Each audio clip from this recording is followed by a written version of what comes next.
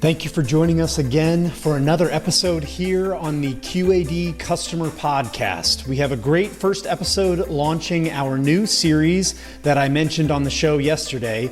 In case you forgot, my name is Steven Rosenthal, and I will be joined today by Daniel Dim and Steve Luke of DocOrigin, a company and product of Eclipse Corporation. This podcast is brought to you by DocLib and is a result of their deep commitment to providing as much value as possible to the QAD community. If you would like to join your colleagues in using a premier automated workflow engine for accounts payable and other departments, be sure to check out DocLib and their QAD specific processes. We launched a new website, the www.doclibwebinar.com, if you wanted to learn more about those processes.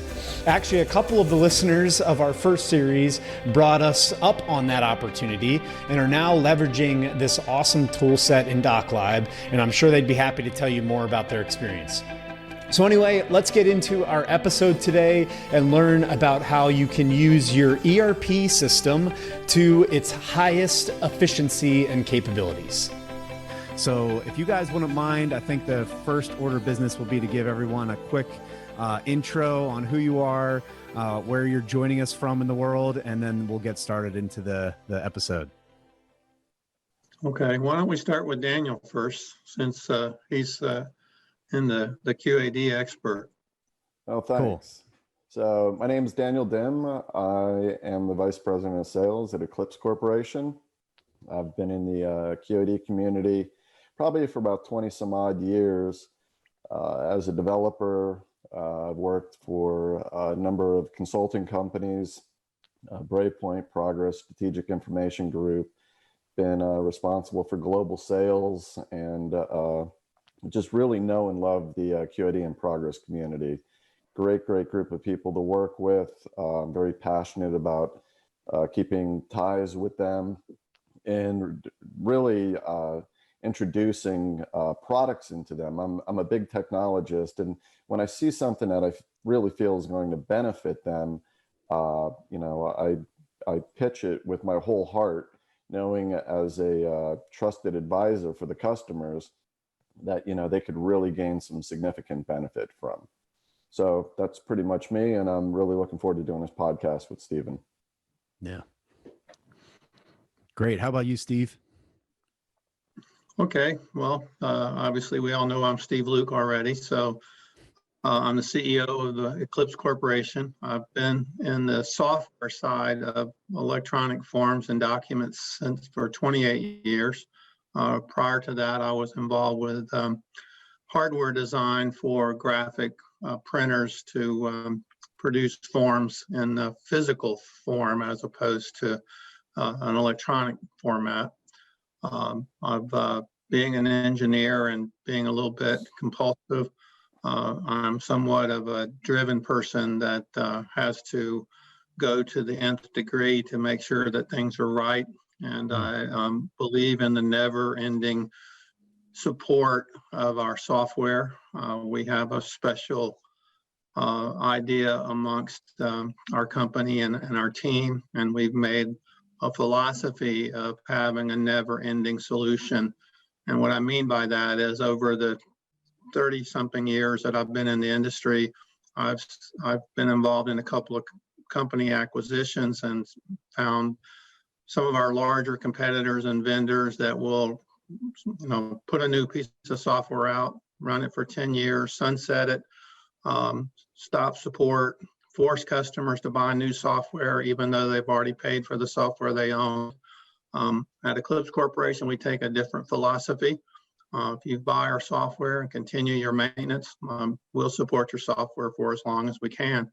That means if the hardware that you use is sunset and we're forced to come off the platform, we'll allow you to keep your software and move it to any operating system that you want.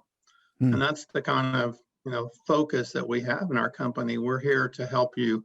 If you're willing to give us your business, we want to keep it. So how would you say, as a particular user of software, say, we have kind of the IT side of things, we also have the business application experts, and then we also have kind of the layer above of the management team there.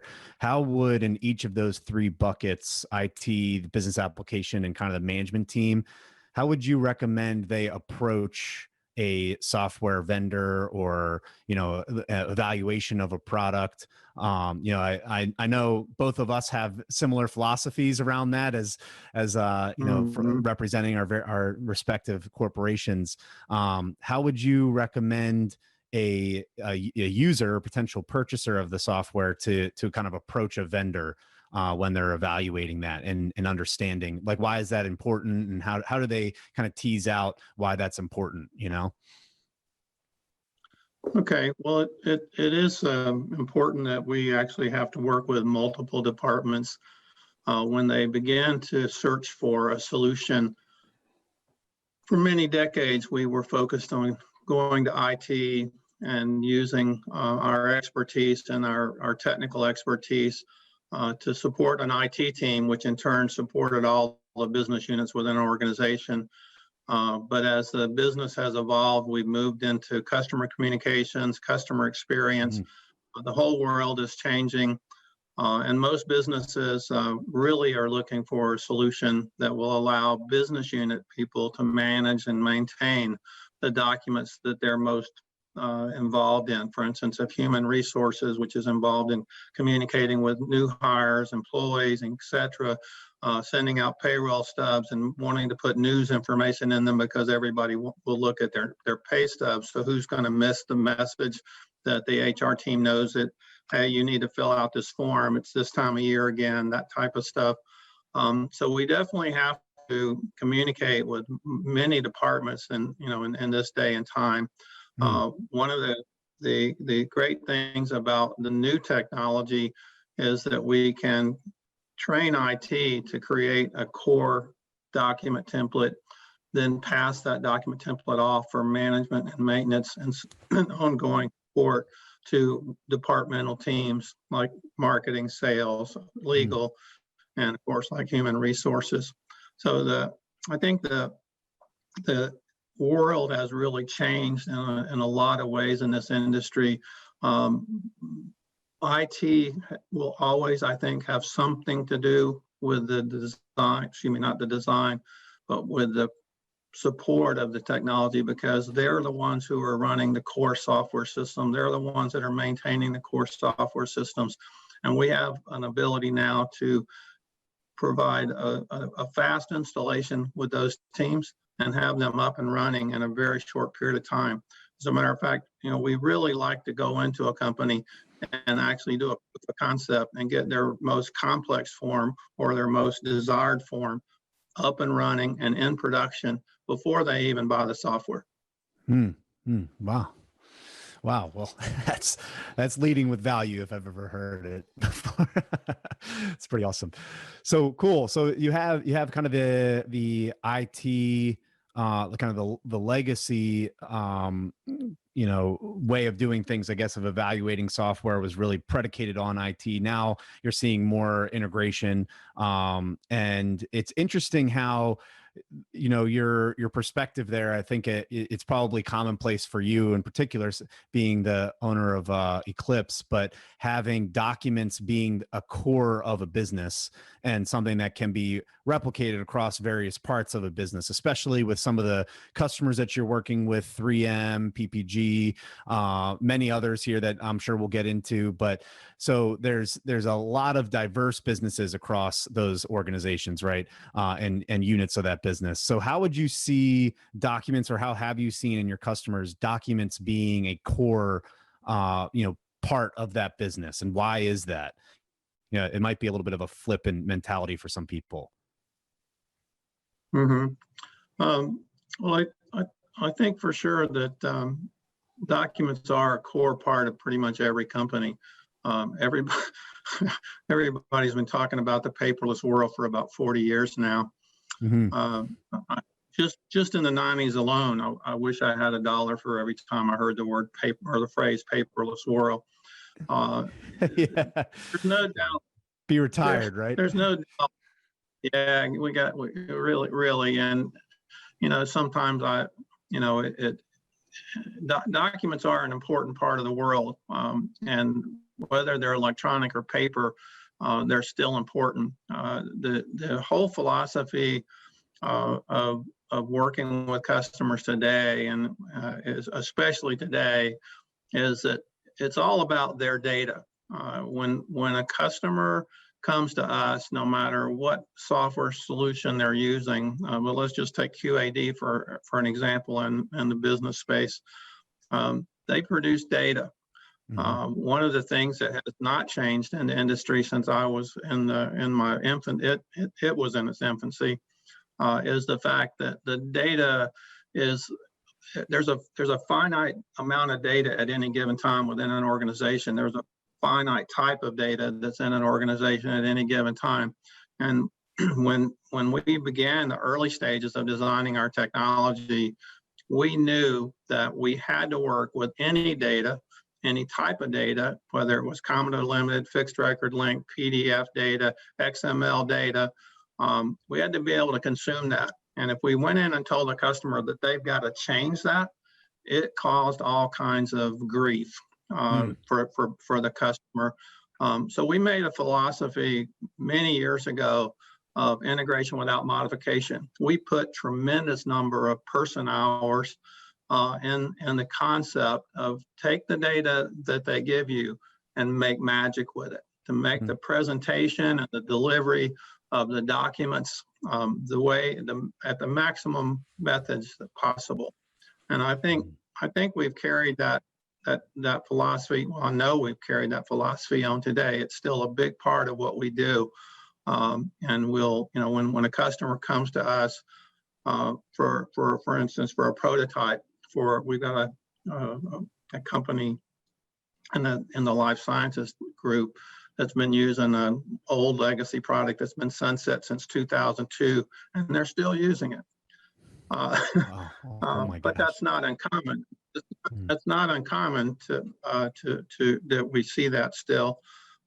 Yet at the same time, when they brought us the sample document that they wanted us to produce, 6 days later, we gave them their sample back, and it was far advanced over the document that they produced today in respect to the presentation, the barcoding, the images, and such as that.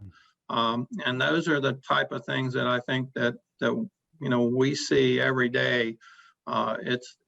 It's got to be easy for the customer. If I walk in the door and tell someone that owns a product like QAD to throw out their product and get another product, or to modify their data so that we can give them the presentation they want, we're not going to be in business very much longer. But that's not going to happen. Yeah. Wow, that's interesting. It's a good approach for sure. Also, I think you're taking on as a business owner there, you're kind of taking on the support, coming from your perspective. There's that support section. So you have doing this for, almost 2 decades here now as a owner of Eclipse, having the wherewithal to see that in the future, and then building the infrastructure to support that deliverable, I think is huge. And having having companies that have, had major votes of confidence into that support that you have of integration without modification, right? What I'm getting at is the software that you have, or the support process for that sort of methodology could be pretty intense, because you could have one sort of configuration one place, another sort of configuration another place. But if you're architecting the solution from the start like that, then you may have that in mind. So how do you think about support when it comes to or integration without modification? If you have PPG needs one thing, right, and then 3M needs another. How do you think about support across those various businesses? Well, that's actually a good question. Like right now, today, and pretty much for as far back as I can remember, we've we've taken on customers in virtually every industry that you can imagine, because we consume their data, and their presentations may be different, their delivery methods may be different. But again, it's all about the data. And if we can take that raw data and produce the presentation that's being required and do the delivery that's required, whether it's being delivered in Japan or China or Belgium or France or wherever, it doesn't really matter. Our philosophy on the support, really, because of the team that we have put together, we have a very experienced team. Almost all of our people have at least 20 years experience in the business. The only people that don't, I believe, are marketing people. And because of all of those our marketers, developers, our technical, we can't live without them, right? Though. No, yeah, you're absolutely right. We can't live without them, and marketing is one of the most important parts of the business. But after customer support and customer service, but supporting different varieties of software over the years, our team again, because of the integration without modification and some of the other methodologies that we use, it's not a problem for us to be 1 minute talking to 3M, the next minute talking to Guidewire Insurance Company, or someone, a QAD customer, PPG Aerospace, ABC Inoac, Eaton Corporation. It's really amazing how so many common things are between these companies, yet at the same time, they're drastically different businesses. Mm-hmm. Yeah. And it's cool to hear that you've architected a solution and kind of the backbone of the business, which would be the people and your systems, of support and things along those lines. With that in mind, is a cool concept there. I think circling back to data, I think it's a great place to bring Daniel back into the conversation here, for especially when it comes to his background with Progress, the majority of his working life, I believe, right, in Progress. Is that right? Absolutely, Daniel? yeah. Started working in programming in Progress in 1989. Nice. So very familiar with and the reason I bring this up, if you're not familiar, the QAD platform and software stack is built on Progress. So, every single one of you listening as a QAD user is a customer of the software platform that Daniel mentioned there, is that he used to be a programmer of. But that is where the data lies, in Progress databases. So I know there's been some cool things that you've done in your career, Daniel, with data and making data accessible to users to make informed decisions, either replication using different BI tools. Yeah.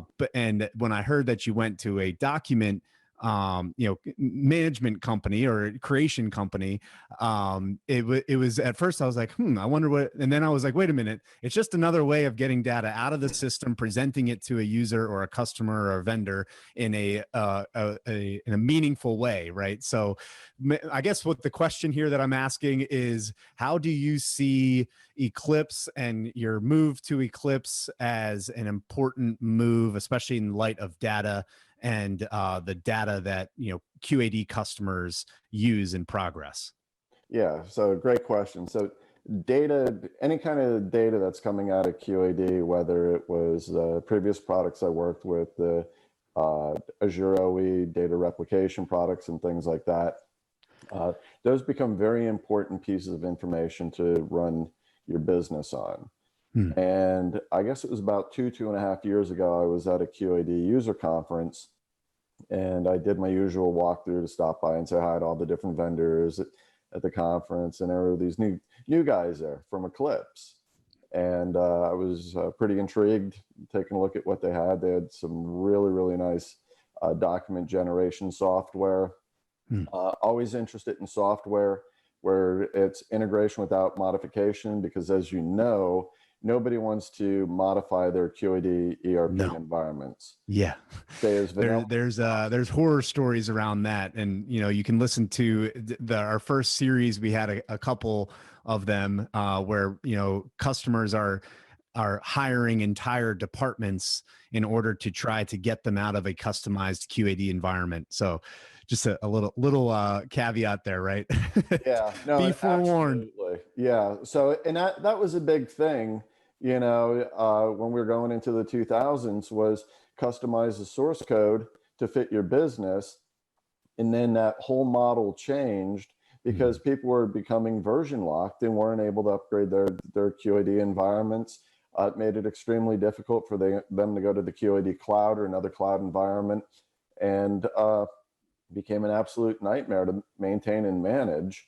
And so people started going back to, vanilla ERP systems and building their business processes around the vanilla ERP systems like QAD, which was always the right way to go. So when this solution came by me, and I saw that, basically you could integrate without doing any modifications or enhancements to the QAD environment, one of my light bulbs went off and said, this is a pretty nice solution. But there's other solutions that do that, but not quite as robust as what Eclipse's DocOrigin was doing. But the real thing that really caught my attention was they had shown me a form, and the best way I can describe it is, if you ever take a look at your mobile phone bill, it's not just an invoice that says, this is how much you owe, this is how many minutes you used, this is who you talked to. They had very specific marketing to that consumer, that customer, of the data, and formatted that data in such a way that they were able to upsell, cross-sell, do notifications, all these different kinds of things. But instead of from a mobile phone standpoint, from a business standpoint, I thought, what an amazing thing to do, to be able to actually take this wasted white space that are on every form and document you ever send out, whether it's in PDF or it's sending an invoice to somebody. And, 9 times out of 10, somebody's got to look at that document, especially if it gets sent as paper document, for somebody initial sign off on, go to accounting to get approved, and eventually get paid on. I thought, wow, this is absolutely amazing stuff. And I was working at Progress at the time, and I thought, God, Progress is great at marketing, absolutely fantastic at doing all sorts of webinars and blogs, and their LinkedIn and their Facebook, and so many great things that they do, but they always seem to be lacking on documents. And at the time, Progress was running QAD for their financials. They're running EE financials. I thought, wow, if I could just introduce this into Progress, which I did, Progress decided not to move forward with it, but to be able to take an invoice and say, hey, on the invoice, this product's being sunsetted or twilighted. Here's a new upgrade path. Here's a sale on managed services. Have you taken a look at, we're going to be at this conference on this date. We're going to be doing these webinars. It just lended itself to be yet another amazing form of social media, is to be able to take these transactional customer-facing documents and be able to use that data specifically to be able to enhance customer communications and further enhance marketing. What are some examples, and Steve, you might weigh in here too, of customers who have used that, and maybe in various industries, whether that's automotive or industrial, life sciences? We have the verticals within the QAD space, right? Food and beverage, consumer products. But what are some examples that you've seen? Like, why would someone care about that? If I could be so blunt, right? I think it makes sense for us. We get it, right? But why would maybe the IT department, who should they talk to in their organization to make sure that that's something that they should care about, or understand why their organization specifically should care? You know what I mean? Well, I'll weigh in a little bit on that. Yeah. First of all, IT doesn't really care very much about it. The only exception where IT is really focusing on it is in the areas where traditionally IT has been very powerful and strong within an organization. So for instance, in shipping, warehousing, areas like that, IT does care, because today, for instance, in the logistics side of things, we not only can produce the label to send something via UPS, FedEx, or US Mail or freight truck, but we also can dynamically provide safety messages on the label, saying that this item is hazardous, this item is heavy, this item, whatever the circumstance is that may provide better safety to the people that are receiving it, handling it, carrying it. And there's, for instance, even our packing slips and such, when we produce a packing slip and there's 7 or 8 items on there and 2 or 3 of those items are hazardous, we actually can, in the packing slip itself, show hazard warnings, not just the word, watch out, but, true hazard warnings that people recognize visually in an instant, that are, industry wide. And in addition to that, we can dynamically, at the same time we're producing the packing slip, using the same packing slip data that's been there for the last 10 years, we can also produce labels that can be placed on the 4 items that are in the box that are hazardous. So IT cares about that because that seems to be something that they still manage and maintain. On the other hand, when you get outside of IT and you start talking about taking an invoice like AT&T's invoice, which, by the way, AT&T generates more than 100 million documents a month with our software. Wow. So when you talk about, taking documents and using them for marketing, any company that's providing information or packaging or anything else to consumer-based products, they all want that technology. And their marketing teams, I was reading in Forbes yesterday, 76% roughly of all CEOs are wanting to spend more money on providing customer-facing communications. Mm-hmm. That can be done in many ways when documents are being sent. You order something on Amazon, they send you an order acknowledgement. They can be upselling and cross-selling you at the very moment that you start the communications. So businesses are very interested in it. Daniel, do you want to add anything to that? Yeah, no, I think you covered it pretty well, Steve. That's sort of the area that we've been seeing. Plus, we've also seen some areas of a convergence of marketing and logistics. And I think Steve hit on that a little bit, but not just from here's a shipping label, but on that shipping label actually having additional marketing information on that shipping label, as well as, like Steve said, the picking lists, the packing slips, all those different forms. You can have pretty much any kind of messaging you want.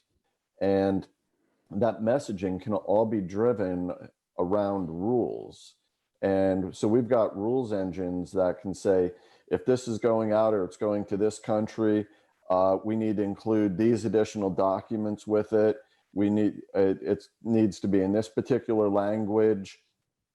So the data that we get in, we're not limited by just the data that we get in, because what we can do is we can do some additional things to that data and go to other systems and pull data from to create a more efficient document package, so that when that package goes out, it can have, the warnings, the marketing information, and any other additional information required for that customer. Yeah, very cool. That's awesome. Yeah, I think it's again, it's the data and how agile you can be with data. I think Jim Collins' book, Good to Great, and he also I have one actually. He did a nice little memoir, Turning the Flywheel, that I keep on my desk here. But he was talking about, he basically, those who aren't familiar with it, he breaks down some of the leading companies that outperformed the S&P 500 over the past 30 years, I think. I forget exactly what the time frame was there, but he was talking about what differentiates those businesses. And one of the big things that he talked about was information is fairly ubiquitous across these various, their counterparts that these other companies had beat out. But it's a matter of how quickly and efficiently the information moves about the business and into the hands of the customers or vendors or, partners. So that I thought that was really interesting, prepping for this conversation with you all who make data and information movable in your organization, and ensure that there's opportunities, find opportunities that may be unique, such as, the AT&T invoices, right? That you could then use as a pillar to grow the business. So I think that's one thing that came to mind, when a QAD customer thinks about how to better their business, having a tool that leverages the information you already have and the processes you already have in place that could grow the business is huge. And as Jim Collins, laid out in Good to Great, is a huge differentiator for businesses that perform in the long term. And so one of the things, speaking of businesses performing in the long term here, Steve, you have had a variety of roles, I think, within forms and within documents. What made you interested, and you mentioned even in the early 2000s there as well. So what made you interested in computer information systems? Did you just see the internet and see it's a wave of the future? Like what was the origin of DocOrigin here? Now, when I got in the industry, the internet was in its infancy, and I actually was working for General Electric Company full time in the daytime, and going to university at night full time. I met a lot of people, and I'll call them geeks. I'd also I'll put myself in that same category at the time. But the truth is, I started my life in this industry as an engineer. My first job in the actual computer business was repairing data communications equipment, computer printers, computer terminals, everything that connected to the computer except the computer. I traveled, over a roughly 400-mile territory. Every day, in and out. I was in hospitals one day, legal departments in others, manufacturing, chemical plants, you name it. If they owned a computer system, very likely the General Electric Company had the nationwide contract to support whatever brand of product it was. 90% of the brands that we supported were actually made by other companies and not by General Electric Company. But I got extremely interested when dot matrix and laser printers, especially high-speed dot matrix printers, came into play, because they could print, graphics that we'd never seen before. Everything was pure text-based before that, and that seriously intrigued me. And so I kind of jumped in with both feet. I started doing some things on the side that I wasn't getting from, my own company. When I say that, I mean, I was literally trying to work with engineers and come up with ways to make it better. Take the Genicom printer or the HP laser printer and do things with it that no one was doing. And so that's really how I kind of got my feet wet. After 10 years with General Electric Company, I came up with an idea that I actually showed to GE. They didn't really jump on it, and so I turned in my resignation and went into went into business for my first business. with almost no money in my pocket. There you go. But I had an idea, and I took that idea, and we did quite well with it. We managed to sell, some very large orders to drive printers globally for a shipping company that had, I think, locations in about 175 ports in the world. And we got other customers like that, and many of the customers that I serviced and repaired their equipment for got wind of some of the things I was doing and began to buy technology from me, and then I felt like I needed to take it to the next level, so I went to Atlanta and a few other major cities and tried a road show, and ended up the company in Atlanta that I showed it to decided that they needed to have it. They wanted their brand name on it.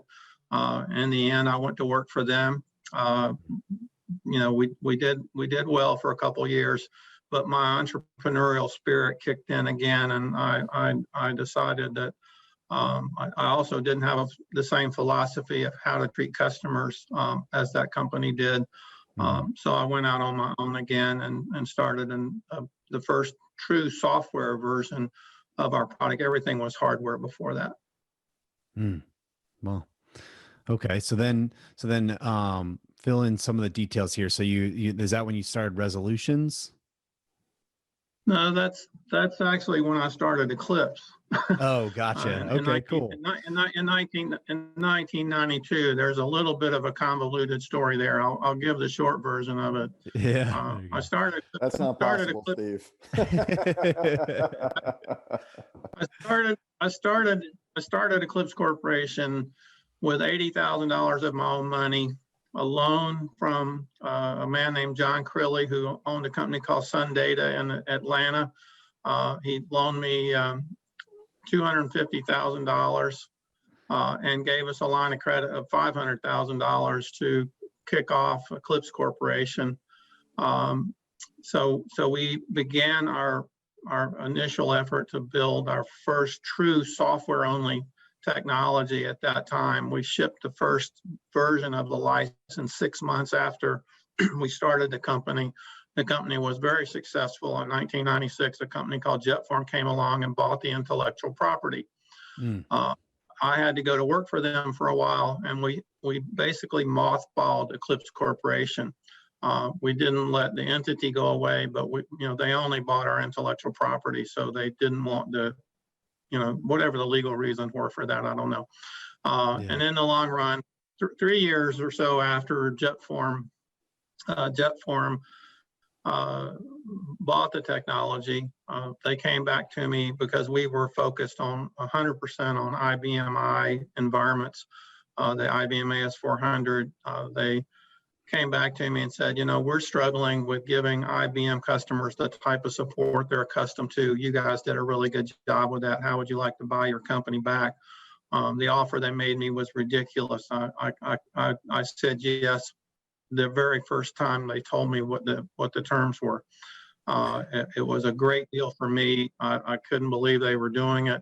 And then we actually had to start up a new entity, and we call that entity Resolutions.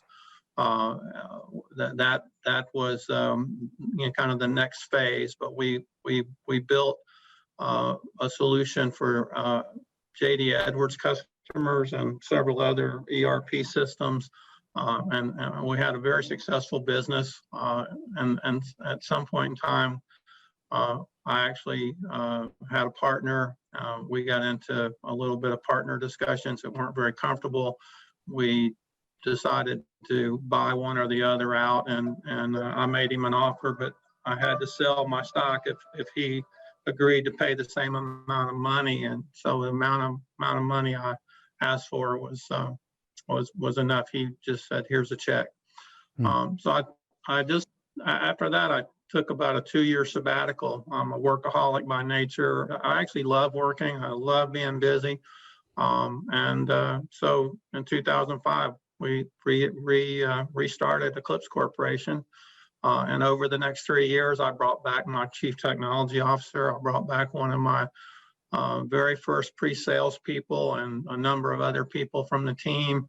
We re-engaged with the people in Ottawa that created the JetForm technology, and created a product called DocOrigin. And in 2016, our company purchased exclusive rights to all of the licensing. Before that, there was a company in Canada that owned the majority interest in the technology. And that's how we got here. Wow. That was a perfect answer. That's exactly what we were looking for. It was really good. I think it's interesting to I think for people that are interested in buying software at any organization, to understand maybe back up one more step here. I think the CEO of any organization, the company that they build is somewhat a reflection on themselves, right?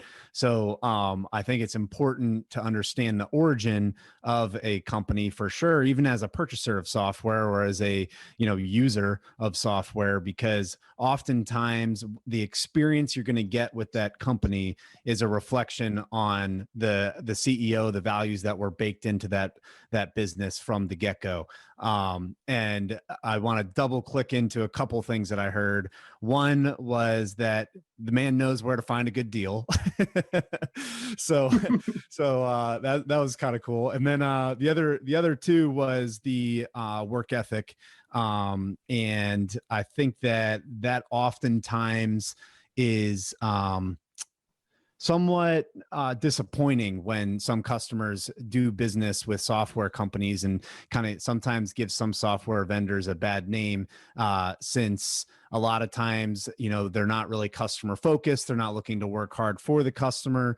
So being connected with Daniel, seeing him join this organization, and then hearing more about kind of your philosophy, it's exciting because I think Pix, Eclipse, and then DocOrigin and DocLib, very similar perspective where we are for the customer, going to work our tails off day and night until the customer is satisfied, and really want to architect our solution software and services for the customer, with the customer in mind, and I think that's cool. I could see that even in the story that you shared about your career, and then also the origin of Eclipse, how that was part of your psyche and part of your nature there. So that's kind of cool. I'm excited about that. Thank you. Yeah, definitely. So let's see, we got a couple more minutes here that I'd like to zero in a little bit and get some hot takes from Daniel, if he's good with it, on what some QAD users, especially, he got to talk with a number of them during the first virtual conference, QAD, earlier, I guess last week, and would love to get some hot takes on what you believe QAD users in general, I know one of them will be DocOrigin, but in general should be considering taking advantage of, what they should be focused on during this year and during this time. You've got a good pulse, probably better than Steve and I, on the QAD community. What should they be focused on? How can they better their businesses during this time? Really the analytics side of things. I think they need to be focused on analytics, business side wise. I think they need to continue to reinvest and continue to upgrade their ERP systems along with all the other systems that they have underneath it, because more and more people are working remote, working from home. The technology upgrades around that. The customer communications, showing customers, hey, we're still in business, being more interactive on the virtual and social media, I think is extremely important. And you're seeing that more and more. And I've definitely noticed more and more of a trend toward, that kind of customer communication, where people are doing outreaches on podcasts and other social medias and Facebook, whereas traditionally, we're an old group. I mean, the QAD user community, we all know each other 10, 15, 20 years or more. and we've all actually grown up together. And I'm watching how this community is continuing to evolve and be able to take on new challenges like this COVID, and be able to really succeed in doing that. And the QAD virtual conference was extremely beneficial for us. It was obviously everybody's first virtual conference. Obviously, it never takes a place of a face-to-face, but we got a lot of good interaction with it. We got questions on, how do we get rid of our existing solution. A lot of people have unsupported solutions out there, and are looking at, upgrading, or they've got old versions of QAD, or old versions of multiple versions of QAD, or multiple ERP systems that they're trying to consolidate data with. And, a lot was just, how do we communicate to our customers, our COVID messaging from our company, and to be able to let people know this is what we're doing. This, business is still open. These are our new protocols. This is what we're doing according to CDC guidelines. All the different things that go around that particular type of messaging. These are the precautions that we're taking. Our doors are still open. We're not going to interrupt your supply chain. There's so much in that that can impact the entire business process. But the key takeaway, I think, was everybody just being able to communicate with each other, whether it was virtually, which was not the most ideal circumstance, but at least it told everybody, hey, I'm still here. We're still looking at, different solutions. We're still looking at how to do business process improvement, how to do better analytics, how to do whatever. But yeah. What do you think? So around the customer communications, that was one thing. The analytics you mentioned was another. What do you think for QAD users, who should be thinking about those things? Like what particular parts of a business that is using QAD should be thinking about those things? The easy answer is the all parts. Yeah. Okay. And fair enough. It sounds like a very broad answer, but the IT group needs to be thinking about these things. The marketing people need to be thinking about these things. The shop floor users need to be thinking about these things. The people that, the executives, CEOs, CIOs, CTOs should all be looking at, why we need to be improving in these different areas, and what we can be doing to facilitate those things. But I think everybody can equally benefit and can equally contribute from all levels of the business. How do you think, a related question, how do you think people should evaluate their opportunities now, as QAD users? What are some of we'll stick with that. How should people evaluate their opportunities? I think it really goes back to the trusted advisor relationships that they've built up over the years, to rely on other people in the QAD community. QAD community is very robust and has a vast amount of experience. And, the user groups, the chats, all the different areas that they can be communicating with each other. Nobody's working in a vacuum anymore. No one runs their business that unique that would isolate them from being able to get any kind of information from anyone else or advice. So I think the QAD community itself, relying on each other, they've always helped each other out, helped each other along. We've been through other national tragedies in the past where, I don't know if you remember, it actually interrupted some of the user conferences as well. And I'm sure we'll get past this as well, but we're a very strong community together. Yeah. And one of the reasons why that answer made me excited too was both Daniel and I being a part of the community around QAD, for me, for multiple generations. We definitely want to have new mediums for people to communicate with us.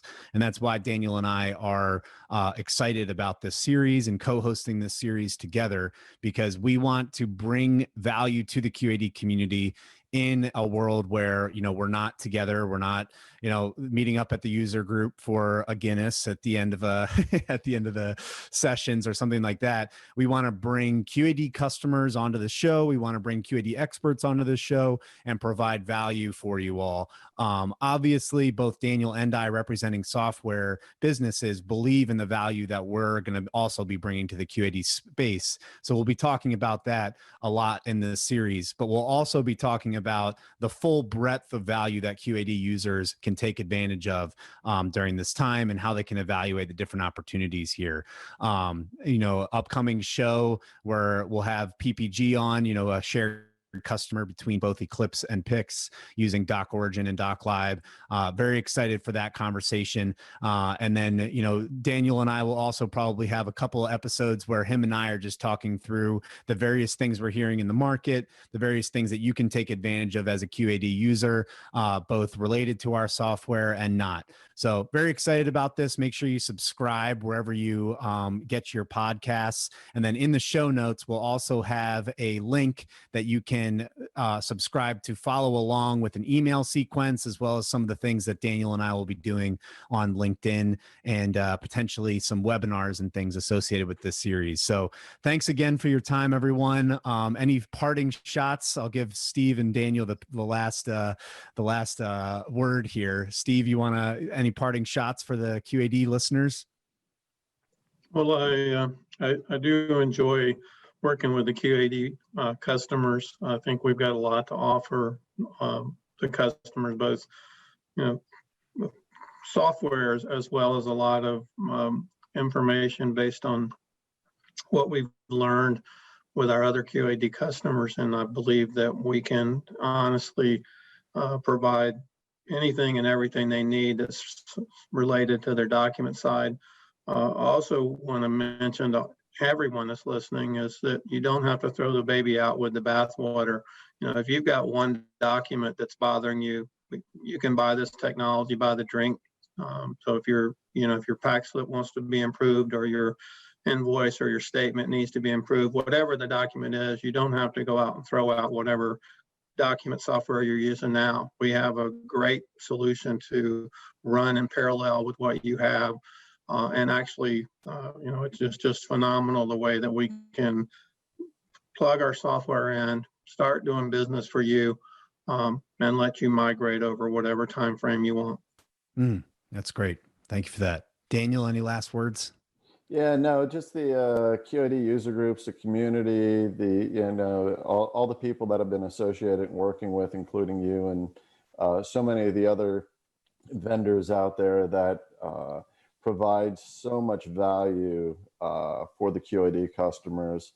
I just want to thank all the QAD people out there for continuing to keep our lights on and to support us. I mean, it's a very big supportive community, very much like a family, almost like an Italian mafia family. Once you get in, get out, But that's right. I'm honored to continue to be able to work in that user space and community, and be able to, provide my insight and background, and that's awesome. Help out any way I can. Yeah, thanks for that. Yeah, so Jimmy, Vincent, and Anthony signing off here. Italian mob. Right? Cool. All right, well, thank you, guys. All right. Yeah. Thank you.